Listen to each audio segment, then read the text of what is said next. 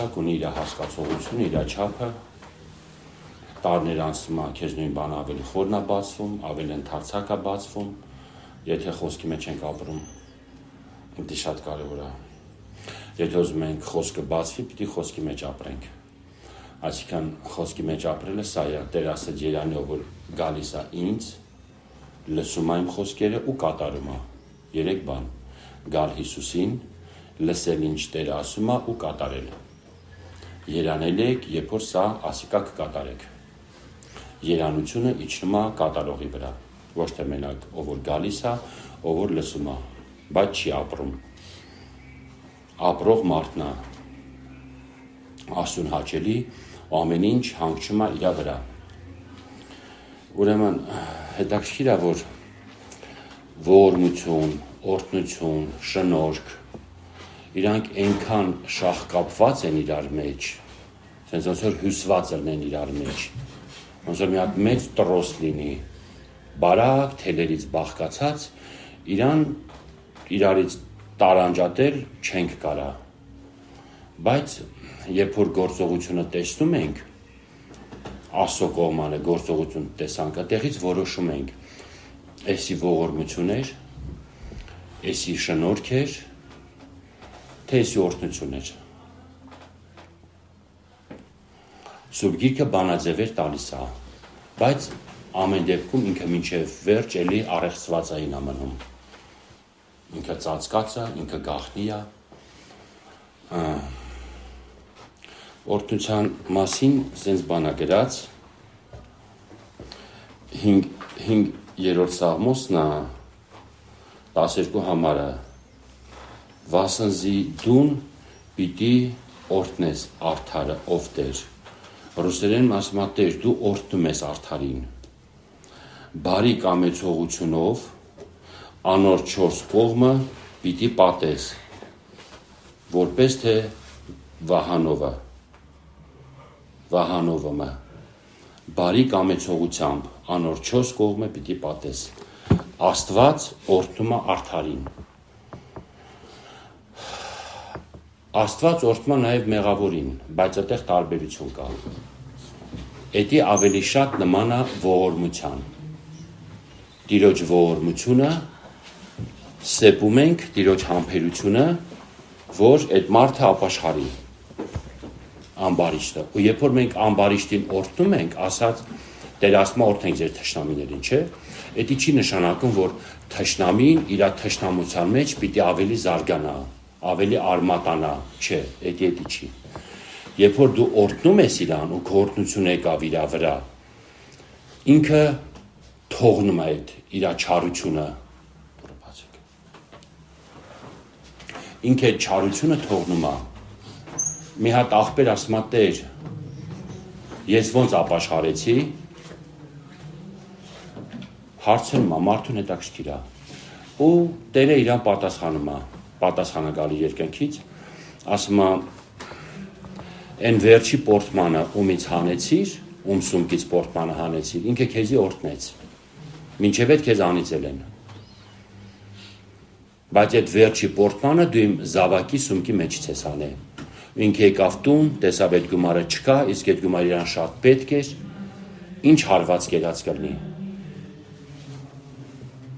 Բայց այդ զավակը ասում է իջավ ծնկի ու օրհնեց քեզ։ Ինքը քեզ օրհնեց ու ես իրան լսեցի։ Քանի որ այդ օրհնությունը անկեղծ սրտից էր հելնում։ Այդ վիճակում մարդը չի կարա կեղծի։ Թալանված մարդը չի կարա կեղծի։ Ինչ սրտումդ կա ջրեր ես հելնում։ Այն քողարկված բարկությունը, թվացյալ խաղաղությունը, հոգևոր օրհնությունների մեջ, սա հոդս է ցնդում Ժորժը։ Ինքը իջելա ծնկի ու ասելա Տեր, օրհնի այդ մարդուն, ասում եմ ես լսեցի իրան։ Ես իրան լսեցի ու քո վրա բարկություն չիջավ, քո վրա օրհնություն իջավ, դրա համար դու ապաշխարեցիր։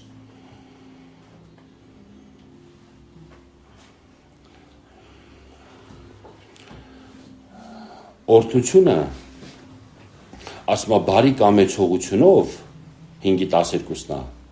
Սաղմոսի, բարի կամեցողությունով անոր 4 կողմը պիտի պատես, բարի կամեցողությունով, եթե ձեր կյանքում օրտնված մարդ տեսել եք, մի հատ բան հանձնարարեք իրան ու կտեսնեք ինքը ոնց անում է դի,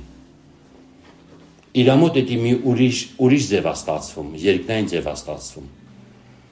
քանի որ Աստծո կամեցողությունը իր կյանքում կա, Աստծո ողորմությունը բերում է Տիրոջ օրհնությանը, Տիրոջ յուրաքանչյուր ողորմություն քեզի բերում է մտցնում է օրհնության մեջ, նպատակը է դա, որ դու օրհնված լինես, օրհնված մարդը մարդու կյանքում առատապես կա, թե Տիրոջ ողորմությունը, թե Տիրոջ շնորհքը, օրհնում է արդարին, ասեցինք, 10 հոգու մոտ մի բան չի ստացվել, մի հատ օրհնված մեկին հանձնարարի կամ խնդրի, տես ինքը իր մոտ կստացվի դի։ Ինչի, որտեղ Տերը իր հետ է։ Մենք դա տեսնում ենք Հոսեփի կյանքում, մենք դա տեսնում ենք Դավիթի կյանքում, մենք էդի նույնիսկ տեսնում ենք Ապողոսի կյանքում նոր կտա յուրաքանչյուր մարդ, լուբոյ մարդ, ով որ երկնքից օրհնություն ունի, այդ օրհնությունը հենց այնպես չի իր կյանքը։ Աստծո փրկարար շնորհքը, որ իջնում է քո կյանք, ինքը գալիս է քեզ սովորացնելու։ Ու եթե դու ենթարկվում ես իր ուսուցմանը, իր սովորածը, ինքը ավելի մեծ զորությունով արտահայտվում քո կյանք։ Զգացմունքային աշխարհը հոդես է ցնդում, ֆանտազիան կյանքից հեռանում է, քո անձի շուրջ ամեն ինչ կենտրոնացնել, դա սա հոդես է ցնդում Ժորժը։ Այդ մարդը տարված է Աստծմով։ 100 հոգի մի ճամփով կգնան իրանց մոտ ոչ մի բան չի ստացվի, մի հատ օրհնվածի ուղարկի, ինքը կգնա ու դու կտենաս իր մոտ ոնց է ստացվում։ Ուղարկի մի հատ հետևի իր գործողություններին։ Տես ինքը ինչ ոնց է անում, որտեվ երկնային կրթություն ունի։ Իր մոտ կստացվի։ Ինչի, որտեվ Աստված իր հետ է։ 4 կողմը բարի կամեցողությամբ անոր 4 կողմը պիտի պատես, այսի Տիրոջ օրհնությունն է, 4 կողմը։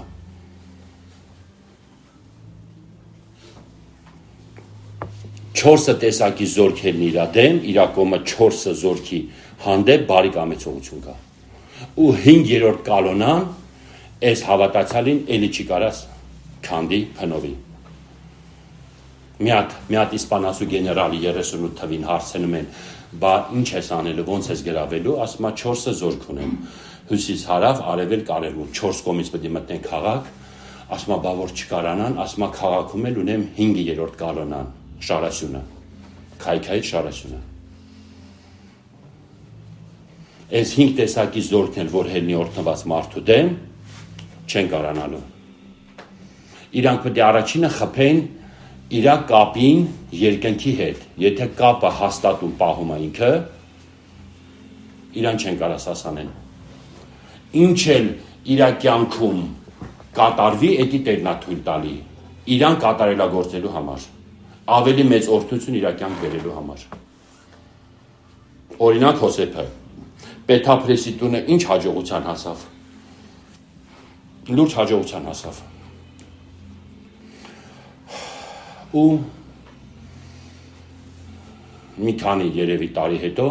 գիրքը չտալի ինչքան, Աստված թույլ տվեց, իրան չարախոսեցին,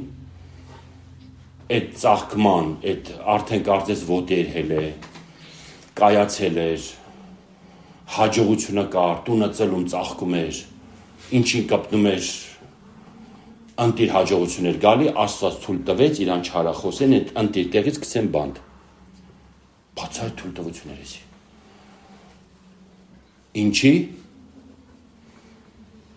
Աստված չէր ուզում ինքը Պետափրեսի տանը մնար։ Աստված իրան պատրաստում էր ավելի բարձր,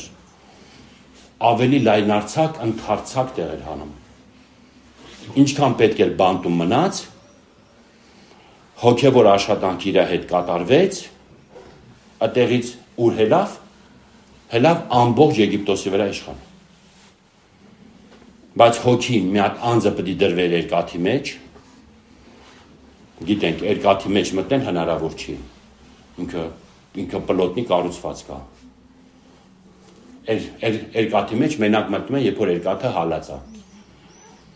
Այսինքն իր վիճակները իր կյանքում իր անձը դրվեցավ երկաթի մեջ, ոնց որ գիրքը ասում է։ Իսկ եթե այսօր հալած երկաթի մեջ մտնենք, ընդից էլ բան դուրս չի գալի, կրակը սախ այն հին մարդը լափում է։ Ու դու պատրաստ ես արդեն փարավոնի երազը մեկնաբանելու,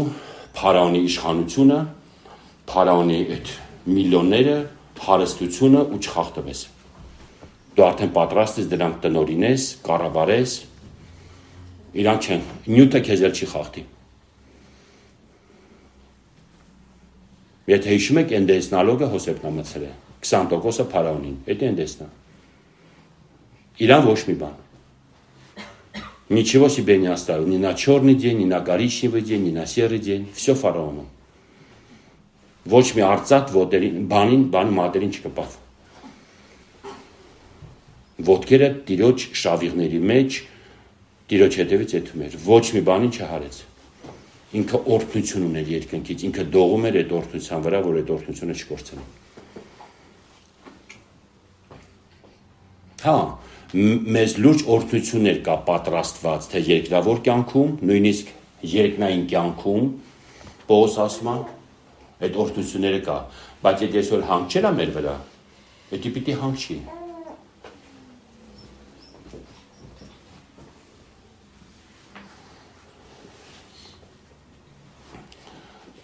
Օրհնված մարդուն ինչ հանձնարարես, ինքը դա գլուխ կբերի։ Եթե չհասկանա, մարդ կճարի, կբերի, այդ մարդը այդ գործը կանի, արդյունքում գործերը առաջ կգնա։ Ինքը երկնքից հաճություն ունի, իմաստություն ունի, իրան կտրվի ինքը ինչ անի։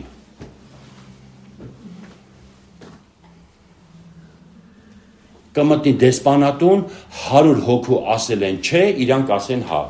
Այդ բան որ հարցնես, բա ինչի ասիք, հա, ասի չգիտեմ, դուրս եկավ։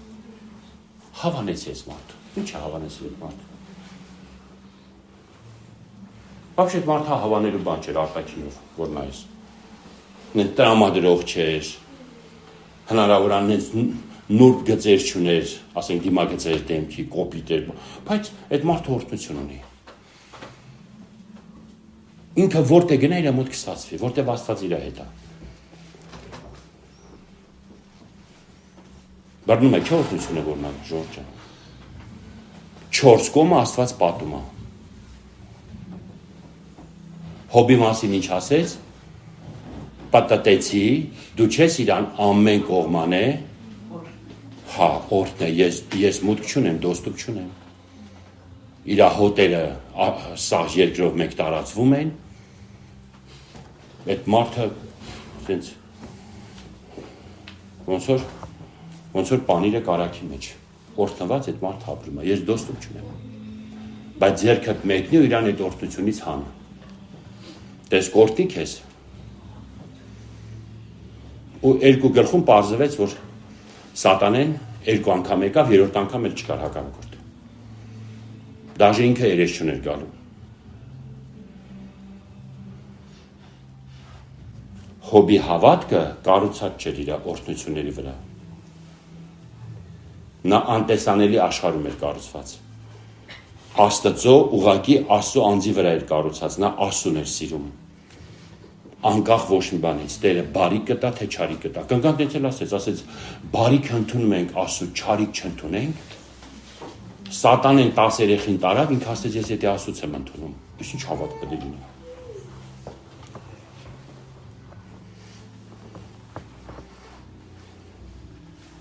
Ողորմության մասին ինչա գրված։ Ողորմությունը այն հարաբերությունն է, որով Աստված հարաբերվում է իր արարչագործության հետ, ստեղծագործության հետ։ Առանց ողորմության հնարավոր չի ոչ մի բան անել։ Աստված պիտի ողորմած լինի, ինքը այնքան սուրբ է, այնքան արդար է, որ նույնիսկ իր հրեշտակների մեջ ասում է թերություն է տեսնում։ Բայց հրեշտակները մինչև այսօր ապրում են։ Աստված սեր է, մենք սիրում ենք դա ասել, բայց պիտի նաև ասենք, որ այդ սերը տեղավորված է ժամանակի մեջ։ Չէ, ժամանակի մեջ է սերը տեղավորված։ Մենք պիտի հասնենք այդ ժամանակի մեջ, հաշտվենք Տիրոջ հետ ու մտնենք իր սիրո մեջ։ Իսկ երբ որ ժամանակավոր կյանքից կտեղափոխվենք հավիտենական կյանք, այնտեղ էլ ժամանակ չկա։ Մենք անսահմանափակ կարանք իր սիրուց օգտվենք։ Մենք մի հատ այնպես բերկրանքի մեջ ենք մտնելու, երանության մեջ, որ ասում եմ մտքին չեկե, սրտին չեկե, ինչ որ Աստված պատրաստել է իրան սիրողների համար։ Ու այսօր եթե հոգևորապես աճենք, այդ բարիքներից արդեն այսօր կարելի է օգտվել այս բանը երկրի վրա։ Ունենալ այն միաբանությունը, որը ունի հայրը եւ որդին, ունենալ այն սերը, որ ունի հայրը եւ որդին, դա լուրջ բաներ են։ Այսօր ստեղ 50-60 հոգի նստած, կարող է պարզել մենք միաբան չենք։ Ամեն մեկը մի հարցի շուրջ մի քանի կարծիք ունի։ Բայց եթե կենում ենք հոր մեջ եւ որդու մեջ, ընդ է կատարելություն է, ընդ է սրբություն է, ընդ է երկու կարծիք չի կարող լինի։ Ընդ է երկնքից տրվում է, այս հարցը ոնց պետք է լուծվի, ոնց պետք է արվի։ Էսի հասակ է, ժողովուրդ, էսի աճ է։ Ողորմության մասին գրված է ամեն առավոտ նորոգվում է ողորմությունը։ Չի կարող Աստծո ողորմությունը չնորոգվի։ Եթե չնորոգվեց, մենք քնի չենք զարթնի։ Գիշերը սատանան մեր վերջը կտա։ Այս երկրագունդը, որ այսօր կա, այս իր մեղքերով, այս իր այլանդակությունով, լկտիությունով, Սոդոմ Գոմորը այսօր կարող աշակերտ չընդունեն Սոդոմ Գոմորին։ Անենց մեղքեր կա, Սոդոմ Գոմոր այդ մեղքերի մասին պատկերացում չուներ։ Այն, որ այսօր այս աշխարհը գոյատևում է, ապրում է, դա Տիրոջ ողորմությունն է։ Ինչա ողորմում, որտեղ սիրում է։ Ինչ որ մեկի կորուստը չի ուզում։ Դա անհասկանալի է մարդը կողման է։ Մարդը չկարի տեղավորի։ Դավիթ ասում էր, քո ողորմությունը ինձ մեծարում է, Տեր, մилость твоя возвеличивает меня, մեծարում է, քո ողորմությունը։ Ողորմությանը եւ ճշմարտությանը բան արա, պատվիրի, որ ինձի պահեն։ Զգում եք, ու դա ասում են մարդ, որ օրհնություն ունի։ Առավոտից իրիկուն Տիրոջ ողորմության մասին է խոսում։ Օրհնված մարդը։ Ու կա տարբերություն, գիտեք, այն ողորմությունը, որը Աստված աշխարհիկի հանդեպ է ցույց տալի, եւ այն ողորմությունը, որը իր որդու հանդեպ է ցույց տալի, իրանք տարբեր են։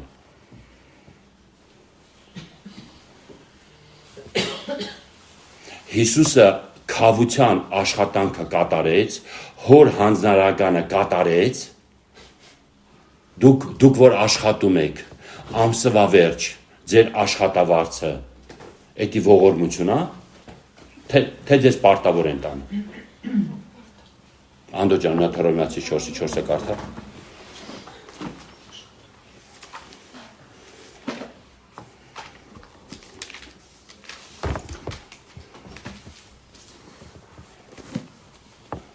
Բայց ան, որ գործ մը կնե, վարձքը շնորհքե եղած չի սեպ վիրանոր, հապա շահված։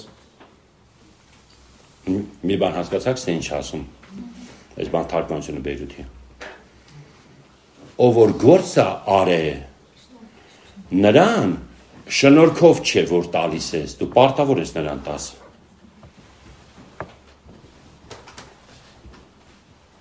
Այսինքն ողորմությունը մենք սենց ենք սովորե ու դա ճիշտ է, որ ողորմությունը անարժանին է արվում։ Այստեղը դրա մասին ասում։ Աշխատածին դու պարտավոր ես տաս։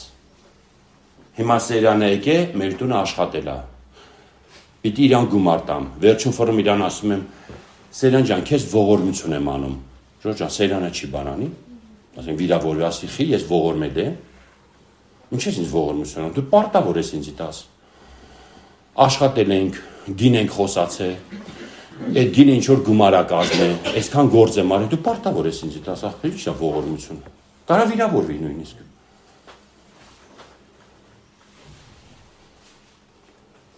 Այդեն չի։ Դատապարտված զինվորի մայրը գալիս է Նապոլեոնին։ Ասում է, կայսերին խնդրում, ասում է, տղուս փրկի, ասում է, ոչ կին, ով կին, ձեր տղան արդարացիա դատապարտված։ ասում բայց ես արդարության մասին չեմ խնդրում, ողորմության, ասում ձեր տղան արժանի չի ողորմության։ Ինչ որ լուրջ հանցանք արի։ Ու ինքը ասում է Տեր ողորմությանը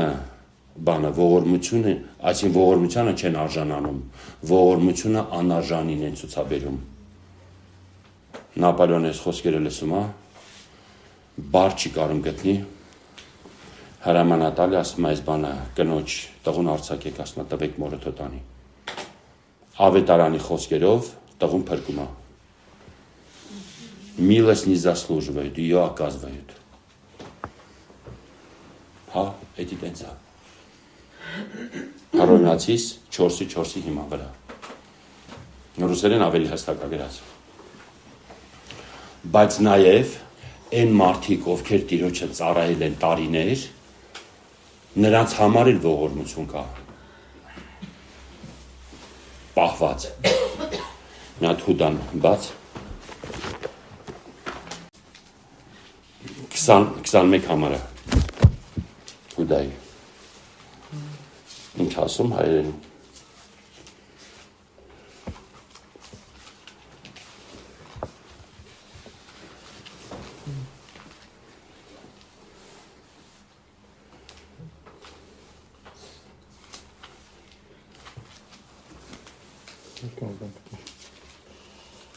թուղթ ասա վերջում է Հուդան վերջում է բանից հետո Հովհաննես Որը Հուդայի 21 համարը Ազնիվ Աստծո սիրուն մեջ պահեցեք մեր Տեր Հիսուս Քրիստոսին ողորմությանը սպասելով հավիտենական կյանքի համար հələ տեսեք օրհնության մասին չի ասում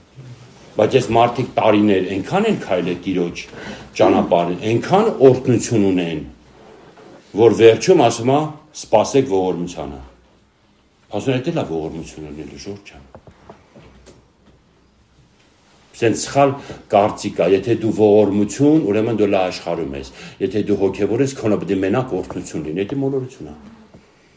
Սա Աստվածաշունչը հավատքի ժողովուրդը ասում էր Տեր, քո ողորմությունը, քո ողորմությունով, քո ողորմությունը հայտնի ինձ։ Դանիելին ասում է ողորմություն տվեց ներքինինի զորքի կողմից, բանի Ասվենազի կողմից ասում է Դանիելը ողորմություն գտավ։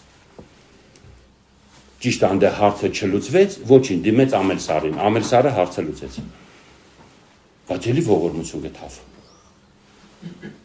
Շնոր գտավ։ Սա Աստվածաշունչը ողողված է ողորմությունով ու հենց Աստծո ժողովրդի նկատմամբ։ Տիրոջ երեսը տեսնելու դիմից ողորմություն է։ Կարող է իրանք սաղ իրար հետ գումարված ողորմությունը, շնորհքը, ճշմարտությունը, քո խոնարհությունը, քո կյանքում դա մի հատ մեծ օրհնություն է։ Բայց անպայման ողորմություն ընդ կա։ Ու մենք այդ ողորմությունից պիտի օգտվենք։ Մեր Տեր Հիսուս Քրիստոսի համբերությունը դա եւս ողորմություն է։ Եթե աշխարհին այդ ողորմությունը պետք է որ ապաշխարի, հավատացյալին այդ ողորմությունը պետք է որ կարանա առաջ գնա։ Սրա մոտ էլ ուժեղ պայքար։ Ընտանիքից կարա լինի, աշխարհից կարա լինի, հավատքի ժողովրդի կողմանը կարա լինի,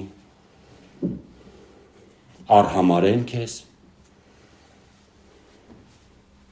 վիրավորեն քեզ, բանի տեղ չդնեն քեզ, դա եւս Տիրոջ թույլտվությունն է։ Դու պիտի կրես այդ, ու եթե կրեցիր, չթուլացար, վերջում Աստված իրանց սաղին տալու է քո ձեռը։ Հոսեփի պատմությունը բանանում կրկնվելու է։ Սենց մի հատ ուժեղ համար կա առաջի Կորինթացիներում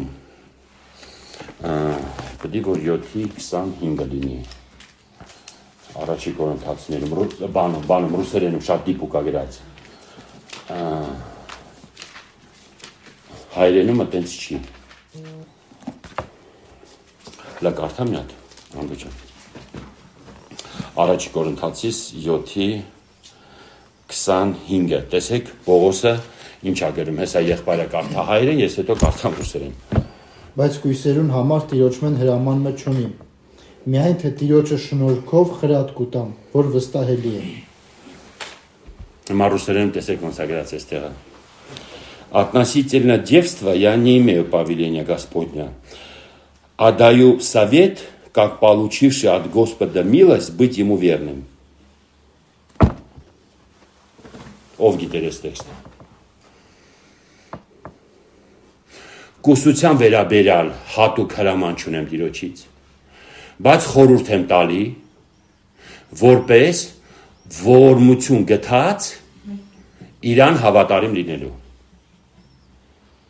Պողոսի ապաշխարությունից հետո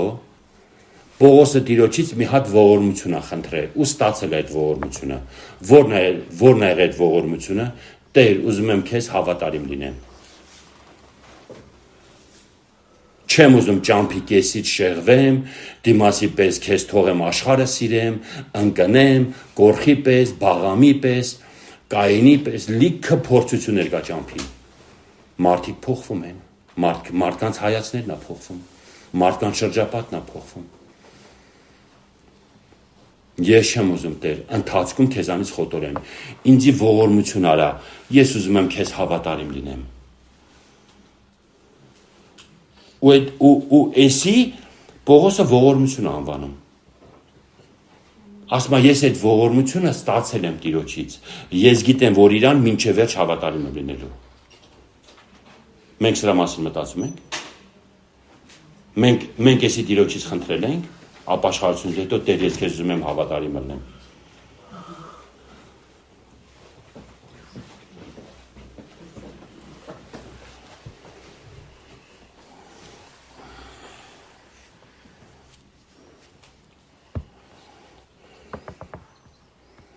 Ուզում եմ ասեմ, էսի լուրջ արժեքներ են Ժորժան։ Էսի լուրջ արժեքներ են, լուրջ ձեռքբերումներ են, որ հոգևոր կյանքում մակերեսային քրիստոնյաները չեն կարող սրանք ունենան։ Մակերեսայնությունը առաջացնում է անպատասխանատվություն։ Աստծո հետ ապրող մարդիկ չեն կարող անպատասխանատու մարդիկ լինեն։ Մի բան մտածեն, մի բան խոսան, լրիվ երրորդը անեն։ Աստվածը տեն չի իր էությամբ։ Ու եթե մեկը Աստծո ընկերն է, ռուսերենում ընկեր ասում, հայերեն բարեկամ ասում։ Եթե մեկը Տիրոջ ընկերն է,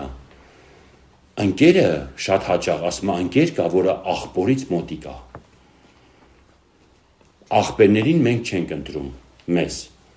Մի ընտանիքի մեջ կարան մի քանի աղբեր լինեն, բայց տեսակով տարբեր լինեն։ Մի աղբերը տեսակով ագլոր լինի, մյուս աղբերը տեսակով ագրավ լինի, այն մի աղբերն էլ տեսակով արծիվ է։ Սրանք իրար հետ ինչ ընդհանուր բան ունեն։ Մենակ որ թռչ ունեն։ Բայց հիմա արծիվը դնի, ասի 3000 կիլոմետր թռա, ասենք ինչ հասկանալու ագրավը։ Կամ բան, ագլորը ինչ հասկանալու, вообще բան չհասկանալու։ Նրա սահմանը Զաբորի մեջ է։ Այնի շատ սահմանափակ մարդ է։ Բայց որ ընկեր ես քեզ ընտրում, աղբերներ մենք մեզի չենք ընտրում։ Մենք մեր աղբերներին սիրում ենք, խոսքս բանի մասին է, մարմնավոր բանի մասին աղբերները, հլա բան չէ, հոգևոր չէ։ Աղբորդ սիրում ես, աղբորդ հարգում ես, բայց շատ հաճախ աղբերը չի կարա քո ընկերը լինի, տեսակով տարբերվում է։ Նա չի տեղավորի, նա չի հասկանա։ Ես աշխարհում դեպքեր գիտեմ, որ եկել են հալալ աղբորից ստանան, ընկերնա դիմավոր է, այդ 100 հոգու դեմ, ընկերնա զրույցը տար է, սաղին ճամփ է, աղբերը չի կարած հետի անի, ինքը ոչ է չափ ունի, ոչ է ռազմեր ունի, ոչ է դրանց հասկանում է, ընկերնա հետի սաղ, դիմավոր է ճամփ է, ու Սուրբ Գիրքը ասում է, ընկեր կա, որ ավելի կապված է, քան աղբերը, հենց Սուրբ Գիրքը եկե հաստատում է, որտև երբ որ քեզ ընկեր ես ընտրում, քո տեսակից ես ընտրում, քեզ քո տեսակն է պետք, որ քեզ կհասկանա, ով որ քո հետ կթռնի, արծիվը արծիվ կընտրի, ագլորը ագլոր, ագրավ, կարապը։ Էդի նաև չափի մասին է, ռազմերի մասին է։ Ակլորի տարածքը գիտեք, չէ՞ ինչքան է։ Զաբորի մեջ։ Իսկ բանի տարածքը ագրավի։ Քաղաքն է։ Իսկ արծիվի տարածքը գիտեք ինչքան է։ Մի քանի հազար քառակուսի կիլոմետր։ Կարա 5000 լինի, կարա 10000 լինի, կարա 15000, այդ իր տարածքն է։ Ու եթե մեկը մտավ այդ տարածք, ինքը կջոգի։ Ասենք ոնց է իմանում էդի։ Մի քանի հազար կիլոմետր ենքո մեկը չիթը մսրեց իր տարածք։ Ինքը կիմանա։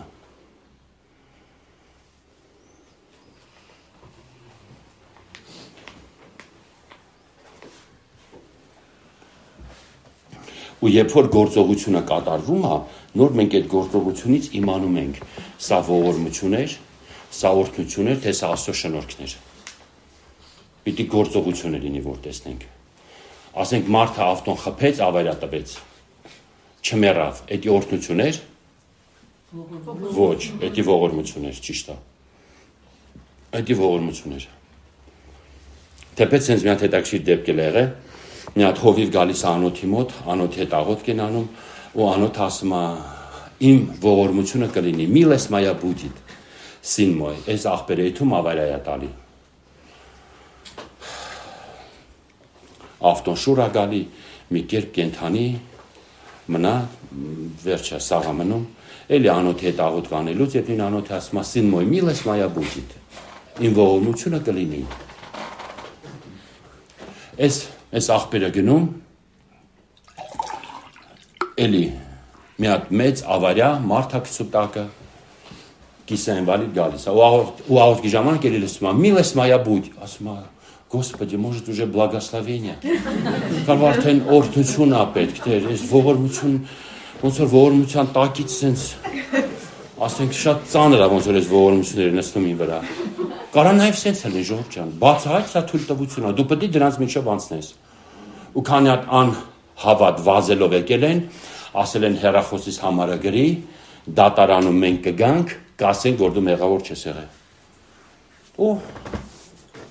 այդ անհավատները սաղ եկել են դատարան, ասել են այս մարդը մեղավոր չէ, ինքն էր մեղավորը։ Անենց տեղեր ճամփ են անցնում, սև հագած, կապիշոնը վրեն, անձրև, դե վաբշե իրավունք չուներ մարդ լիներ, այս մարդն տրասը թույլ է տալիս արագությունը։ Աղբորը դատարանը զալից բաց են թողել։ Ասված ասեց, միլես մայա բուդիտ։ Ты понимаешь, это милость, ողբի մեջ ազգը, այն անեցքը երկրորդ օրինացում, որ Աստված ասեց, փապկասի մարդիկ իրանց երեխեքին են ուտելու, ում մտքով կանցներ, որ այդ անեցքը կատարվելու է երկու զորավոր մարգարեների օրոք երկրի վրա։ Երկու զորավոր մարգարեներ են լինելու երկրի վրա, երբ որ այդ անեցքը կատարվելու է։ Աստծո դեսպանը երկրի վրա լինելու է։ Մարդիկ ամբարիշտ են լինելու, մարդիկ անգութ են լինելու, մեկը Եղիսեն, մյուսը Երեմյան։ Այդ երեխա ուտել իրանց կյանքում է եղել, իրանց կյանքի օրոք է եղել։ Տերը զորավոր ձևից երկրի վրա ներկա է եղել, բայց մարդիկ անեծքն են ընտրել, մարդիկ ողորմությունը չեն ընտրել։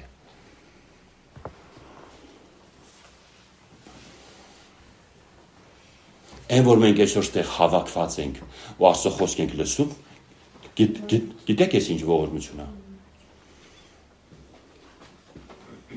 Օրենքներ են ուզում հանեն, որ եկեղեցում պաստայանի պետության մարդ պետք է լինի։ Ու սաղ պաշտամունքները լսի։ Ու իրանց ասածով պետք։ Եթե դա ընդունվեց, գիտեք չէ՞ ինչ է նշանակում։ Պետությունն էլ ապաշխարի։ Դե 70 տարի պետությունը 70 տարի պետությունը չապաշխարեց աղբերս, այն ովքեր դրանք արեցին, բայց լիքը հավատացյալներ քշեցին Սիբիր, մահվան, 25 տարով աղբերս, մարդիկ 20-25 տարով գնացին նստելու, հատուկենք մարդիկ ապաշխարեցին, բայց ընդհանուր ուղղությունը, վերջի օրերը ծանր ժամանակներ են լինելու, ամեն ինչ դրա մասին ասում Տիկնան ջան, այսինքն վատից վատ է գնալու, լավ լինելու ամենակ հավատքի ժողովրդի համար։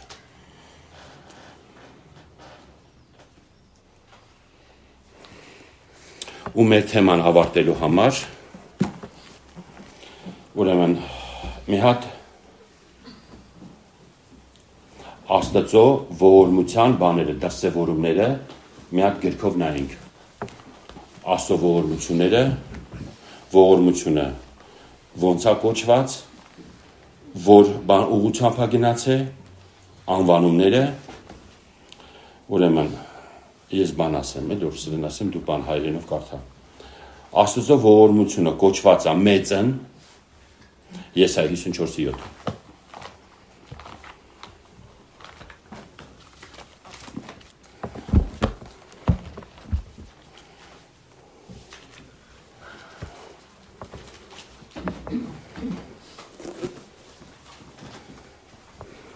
Փոքր վարքյանը քեզ թողուցի, բայց մեծ ողորմությունով քեզ պիտի հավաքեմ։ Ռուսերեն ասում է վիլիկայ, մեծն։ Ողորմությունը կոչված է մեծն,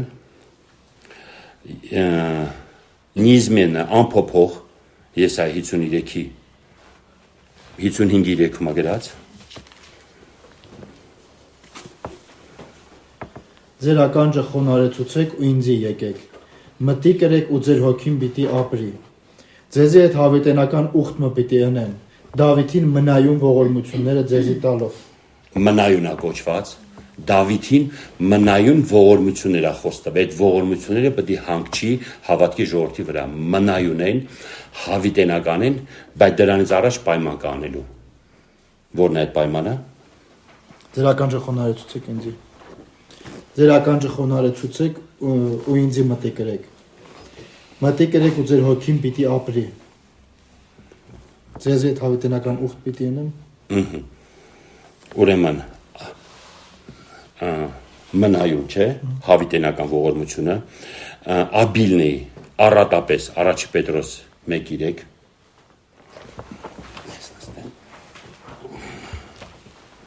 Առաջ Պետրոս 1:3։ Ինչ ասում 1:3-ը։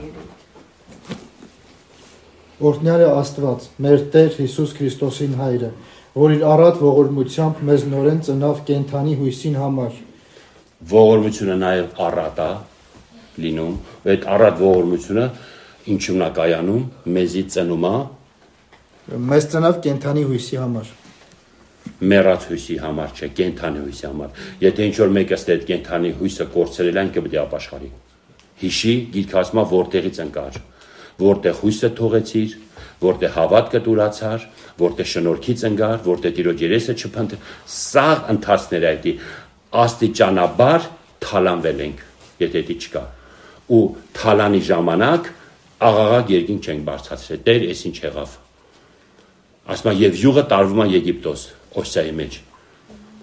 100%-ից որ մի տոկոս յուղը պակասեց, ահազանգ ինչի չբարձացավ, մի տոկոս յուղս չկա Տեր։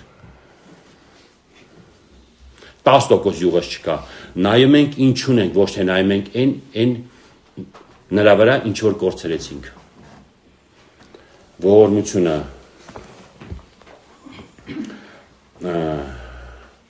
նաև ասված է նորոգվում է ամեն առավոտ Երեմիա 3:22-23 այս ողբը առաքյալը այդ բանը մարգարեն որ գրել է ազգը տարվել է գերության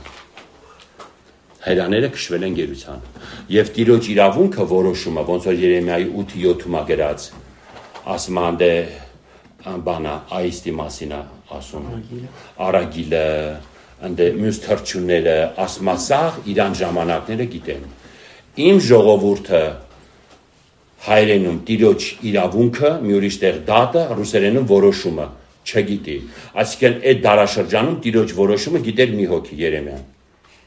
ու սաղ թագավորները իշխանները քահանաները հասարակ ժողովուրդը հելած էր այդ մի հոգու դեմ այդ որոշումը գիտեր մի հոգին որներ այդ որոշումը ժողովուրդը քշվում է գերության ոչ մի բան ձեզ չի փրկի էս այն սերունդն է որը պետք է հնձի այն ինչ դարեր ցանվել է ու դուք եք քանի որ ձեր հայրերի ճանապարհներին ողջունել եք ճանապարհները ձեր հայրերի հետ դուք պետք է հնձեք։ Ինչ որ ասես այդ մարդուն չդրին։ Մի հոգի, որը Տիրոջ որոշումը գիտեր։ Մեկ-մեկ մտածում եմ, ասում եմ, եթե Երեմիան այսօր մեր բաներում ապրել, օրերում մենք իրանք ընդունենք, այդ հիմա ենք կարդում Երանի տալի, իսկ Երեմիայի օրերում արդյոք Երանի կտայինք, թե մենք առաջինը կմատնենք Երեմիային։ Նաբուգոդոնոսորը պետությունը վերցրեց Երուսաղեմը, երկու հոգի ողորմություն գտան, Աբդիմելեխն ու Բարուխը, ուրիշ ոչ մեկ։ Հետաքրքիր է, ես այդ երկու հոգու մեջ կլնեմ,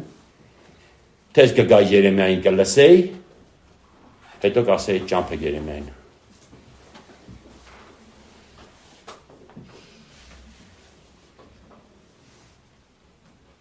Ճշմարտությունը սա է, Ժորժան։ Գրականությունը իրականությունից տարբերվում է։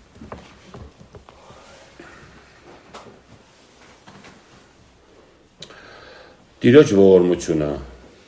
աստվածային արտահայտվում է ընտրվածության մեջ, այս էլ ասովորության մասին խոսում, ընտրվածության մեջ, Հռոմեացիս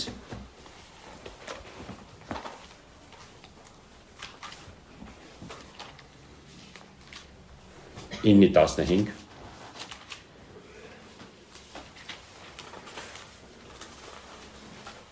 15-ից իջի, մինչև 23-ը։ Էսի աստվածային ողորմության արտահայտումն է ընտրվածների վերաբերյալ։ Վասնզի Մովսեսին կսե, որը որ պիտի ողորմիմ, կողորմիմ, ու որը որ պիտի գթամ, կգթամ։ Ուրեմն մարդուն ուզել են կամ ջանքեն չէ, հապա Աստծո որ կողորմի։ Քանզի գիրքը փարավոնին կսե, անոր համար քեզ վերցուցի, որ իմ զորությունս քեզնով ցուցմեմ, ու բոլոր երկրի մեջ իմ անունս պատմվի։ Ուստի որը որ ուզե կողորմի եւ որը ուզե կխստացնե։ Ուրեմն ինձ պիտի ասես թե, ալ ինչու մեղադիր կլա, վասնզի ով կրնա անոր կամքին դեմ դնել։ Բայց դու ով ես ու ով մարդ, որ Աստծո հակառակ պատասխան կուտաս։ Միթե ստեղծվածը իր ստեղծողին կրնա ասել, թե զիս ինչու այդպես շինեցիր։ Բրուտը իշխանություն չունի կավին վրա, նույն զանգվածեն ամաններ շինելու, ոմանքը պատվի, ուրիշներ անարգանքի համար։ Արդ ինչ կրնա ասել մեկը, եթե Աստված իր բարկությունը եւ զորությունը ցույցնել է առաջ շատ համբերություն եւ երկայնամտություն ցույց տա այն անոթներուն, որոնք բարկության առարկա եղած են եւ կորստի դատապարտված։ Եվ կամ եթե ուզե իր փառքին ճոխությունը ցույցնել ողորմություն գտնող անոթներուն, այն փառքին համար, որ նախապես պատրաստեց։ Ողորմության անոթները նրանք են, ովքեր Տիրոջ խոսքը ընդունում են։ Եվ Տիրոջ ողջ ուզածները ամեն ինչ, ասում է Հիսուս Քրիստոսի մեջ, այո եւ ամենա։ Եթե ուզում ես քո կյանքում այո եւ ամենը լինի, մտնում ես Տիրոջ մեջ։ Անդեսաղ այո եւ ամենա։ Տիրոջից դուրս ոչ մի լավ բան չկա։ Այլ ոնց ասում, ужас яма и петля для тебя житель земли։ Ես այնա։ Հայերեն ոնց ասում։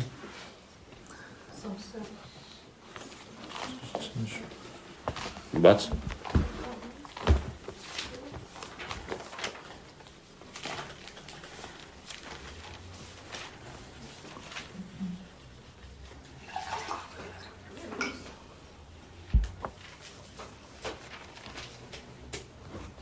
Սանչոս 17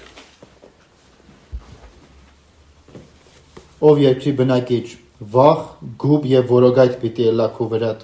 Վերջ, երկրի բնակիչների համար էս է ժողովուրդը։ Երկրի բնակիչներին ոչ մի լավ բան չի սպասվում։ Բայց մեր քաղաքականությունը ասում է երկինքն է։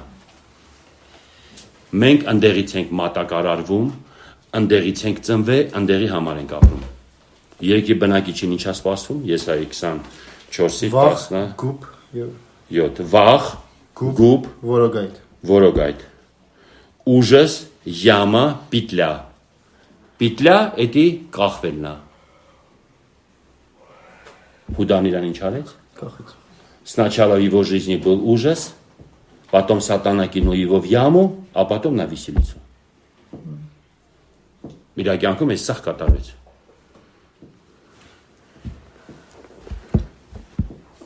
Երկրի բնակիչներին այսօր առաջարկ կա ավետարանի միջոցով տեղափոխվեք երկնային արքայություն, հնազանդվեք երկնային արքային ու ձեր կյանքը կդասավորվի, Աստված կփրկի քեզ, իր բազում ողորմությունը, ճոխ առատ ողորմությունը կիջնի քո կյանք, այդ ողորմությունը կտանի քեզ դեպի օրհնություն, սրանից լավ բան ինչ ա ուզում աշխարհը, մենք այն մարդիկ ենք ստեղ նստած, ով որ ասել ենք հա,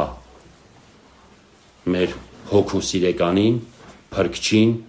առատապես մեր սիրտը բացել ենք։ Ու ամեն մեկը ոնց բացել է, այդ չափի շնորհքը ստացել է։ Վազի, պետք է վազենք, հասնենք։ Լուրջ բարձունքներ կան հոգևոր, որոնք պիտի նվաճվի։ Այն լեռան քարոզը, որ ասվել է, լեռան քարոզը, Տերետի հարթավայրում չի ասել։ Բարձացել է սար, բարձրունք է դա, բարձացել է սար, ստորոտում լիքը մարդիկ են կանգնած, բայց երբ որ հելավ սար, ասում է իր աշակերտները մոտեցան իրան։ Այդ բարձունքներին մենակ աշակերտները կհելնեն, որոնց Տիրոջ բերանից լսեն լեռան քարոզը։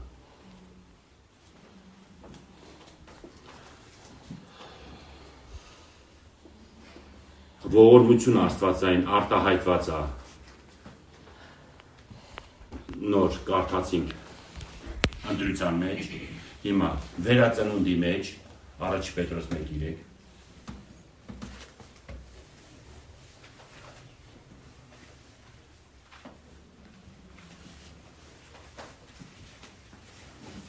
ողորմությունը վերածնունդն է, այն որ մենք վերածնվել ենք, վերստին ծնունդ ենք, արետի Տիրոջ ողորմության արտահայտումն է շուտ։ Ինքը ողորմացել է, ինքը ուզեցել է, եթե չուզեր չէր լինի, ինքը պետք է ուզեր։ Բորոտը լեռան քարոզից հետո մոտեցավ, ասեց Տեր, եթե ուզես, հասկացավ այդ մարդը, սաղ Տիրոջ ուզելու մեջ է, պետք է Տերը ուզի։ Տեր, եթե ուզես, կարաս ինձի բժշկես, մաքրես։ Տերը ասեց ուզում եմ բժշկվի, երկու բան։ Այսօր այն հնում փողոցը, որ կանոնացում է, դաժե այսօր գայշնիկը կանոնացում է, մեկի անունը տվիր, կարող անգնես կրակը։ Ասի դե զանգի այդ մարդուն, թող ինձ ասի քեզի բաց թողեմ։ Բայց այդ մարդը բան ասի։ Էլի խոսքով է։ Ճիշտ է, խոսքով բաց է թողում քեզ։ Բայց այդ մարդը պետք է ասի։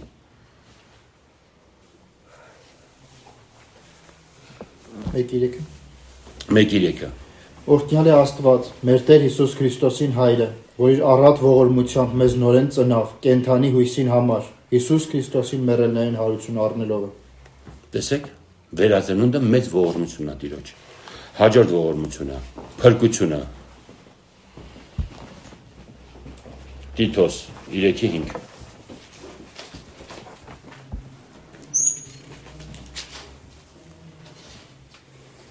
Ոչ թե արդարության գործեր են, որոնք մենք էրինք, հապա իր ողորմությանը համաձայն մեզ փրկեց, նորեն ծնանելու ավազանին միջոցով ու Սուրբ Հոգին նորոգվելով։ Այս է լավ ողորմություն, ժողովուրդ ջան։ Ներումը Սաղմոս 51:3 Ռուսերեն 50-ն է։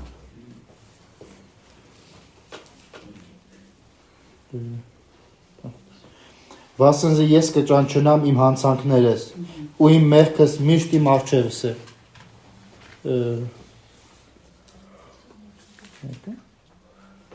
51 Սաղմոս,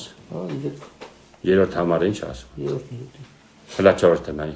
Քեզի միայն քեզի դեմ մեղանչեցի, եւ քո աչքերուդ առջև չարություն էրի, որպեսզի արդարալաս խոսքերուդ մեջ եւ անարատ ըլլաս դատաստանիդ մեջ։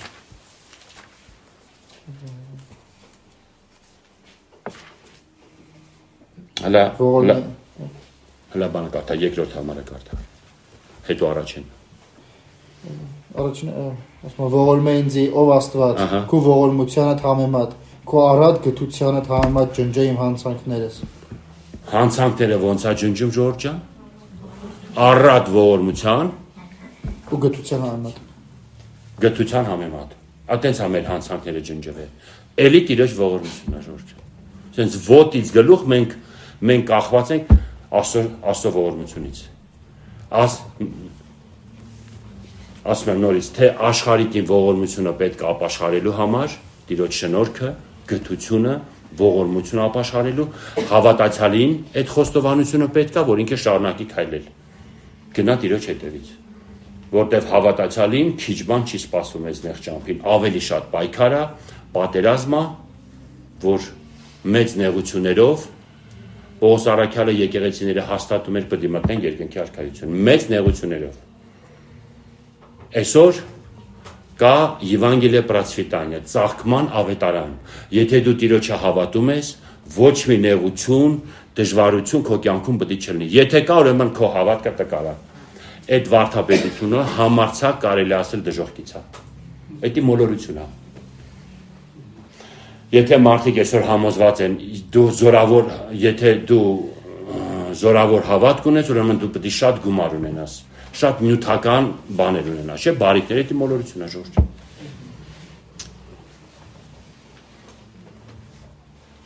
Ու մարդիկ գնում են դրա հետևից։ Վերջի օրերը ողջամիտ վարդապետություն չեն ընդունի, գրված է։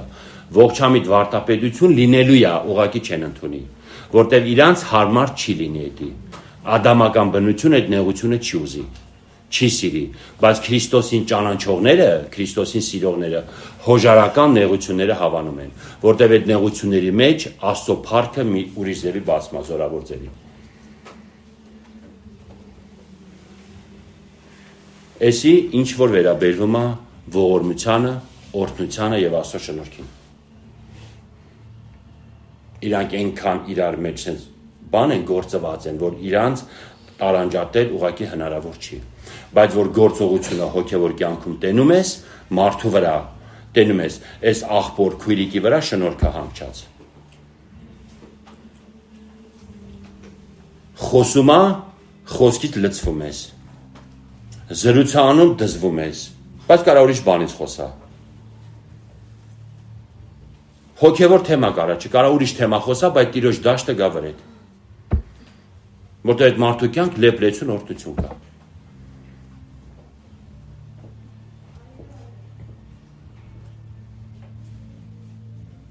Տեր օրհնի ձեզ։ Մենք պիտի ձգտենք այդ օրհնությունը հանգչի մեր վրա, Տիրոջ շնորհքը շատանա մեր վրա, ավելանա մեր վրա, համապատասխան կյանք պիտի ապրենք։ Վերին իջնող իմաստությունը Հակոբոսը ասում է սկզբից սուրբա, խաղարարը,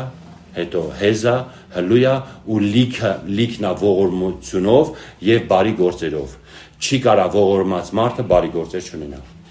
Եթե ողորմությունը կա, դա ամենախիստ առաքյալն է գրել նոր կտակարանի։ Հնարավոր չի դու ողորմած լինես, ողորմած Աստված է։ Դա Աստծո բնությունն է ողորմած։ Ու եթե այդ բնությունը այսօր հանգչել է մեր վրա, ուրեմն մենք ենք ողորմած Տիրոջ պես։ Ոնց Աստված տենց մենք։ Աստված մեզի տենց է դաստիարակում։ Սիրելի որդիների պես պետք է իրան նմանվենք։ Իրան նմանվելու համար իր գեները գալիս են մեր մեջ, ու այդ գեներին պրախոտ է պետք տալ երկնային։ Հին մարդու հաշվին, հին մարդը օրը պետք է մահանա, փչանա, շարքից ելնի, նորը պետք է բարգավաճի։ Այսի ուրիշ բան։ Թե չէ մեր բնության մեջ դա չկա, Աստված է ողորմած։ Ու եթե այսօր ես կարող եմ մեկին ողորմություն անեմ, ու 5 րոպե մոռանամ դա։ Դա բացահայտ Տիրոջ շնորհքն է։ Ոչ թե 5 տարի հիշեմ։ 5 տարի առաջ ես Ալիկին 5000 դրամ եմ տվել, դենաս հիշում է ինքը թե չէ։ Դենաս հիշում է, գոհ է ինքը դրա համար։ Գնահատեց ինքը, որ դա Տերը տվեց իրան։ Էս ինչ է ժողովուրդ։ Էսի հոգևոր թատրոն է։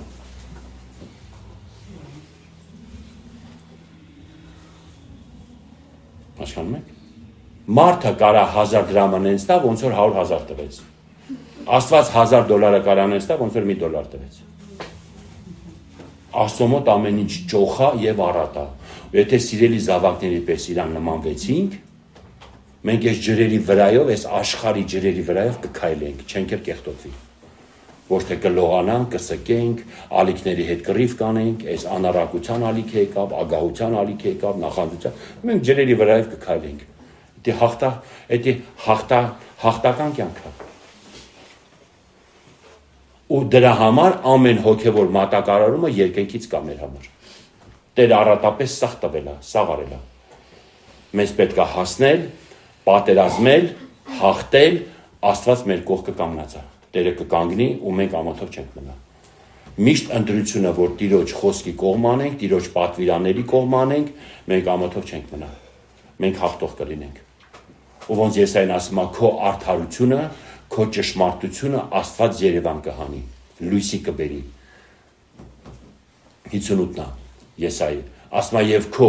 ամենամութ տեղը, քո խավարը կեսօրվա պես կլինի, չէ՞։ Կեսօրվա պես։ Քո ամենամութ տեղը ցերեկվա 12-ն է։